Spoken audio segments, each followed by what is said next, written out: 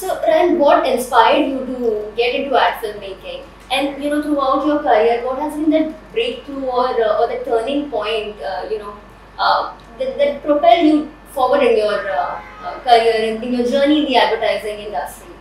Uh, well, so I started out as a writer, actually as an intern at Ogilvy.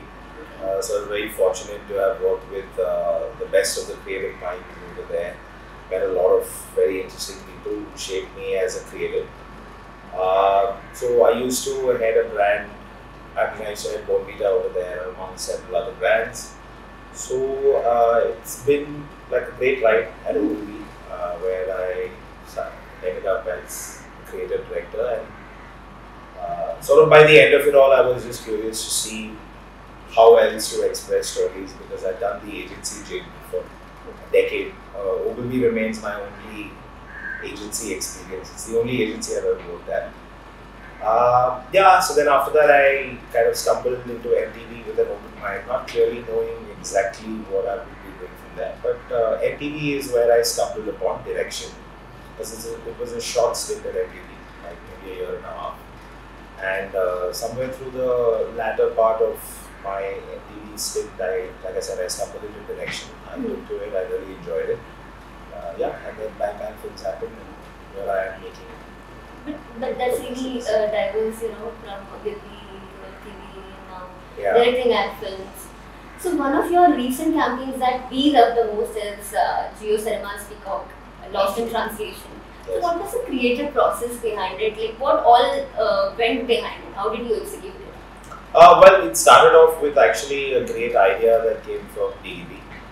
So it was a very nice premise wherein they had Simon Roy Joshi, who comes to the Geo office expecting to see a real peacock, but because they've signed him on, and he had no clue that Peacock here stands for a studio channel which has a whole bunch of shows.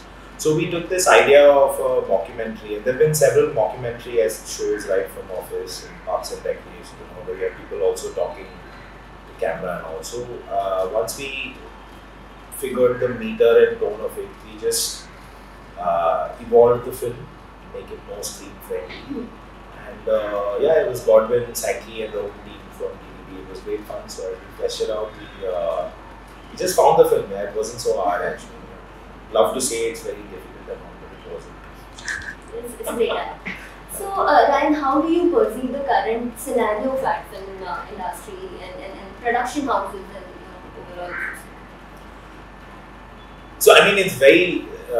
It really depends, because there are production houses working on really big budgeted, big ticket brands. Then you have the in-between lot. And then you have a lot of production houses that are doing relatively lower budget stuff and all. So the good thing is, I think with the advent of both digital media and all the tech that's come about in filmmaking, it's far easier to get your foot in the door as a filmmaker. So what we'll see is there are a lot more films being made, as a result of which there's a lot more talent, much of which is new talent coming into the system. But that also makes it an incredibly competitive space. It makes it a space where the average, you could say, ambition and cost of each film is also kind of low. It's not what it used to be 20, 25 years ago. So, like most things in life, it's a mixed bag. It's good and it's bad. But I mean, I'm happy because it's given people like me the opportunity to make more films, which maybe 20, 25 years ago I wouldn't have had as many shots of making as many films. So then, as someone who has done a lot of awards and accolades for your work, you have worked on campaigns for Unilever, brands like Unilever, Cadbury and BCCI. So how do you balance creative freedom with the objectives that the brand has given to you?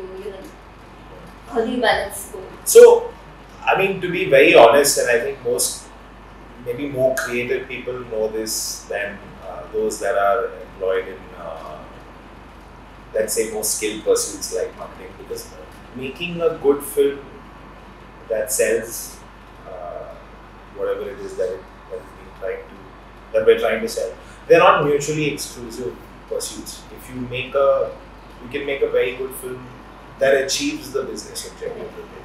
So I think all it comes down to is whether all parties, and that includes right from the director to the writer, the agency to the client, if everyone is aligned to tell the story in the best form possible, film भी अच्छा बनता है और communication objective भी बहुत बनता है.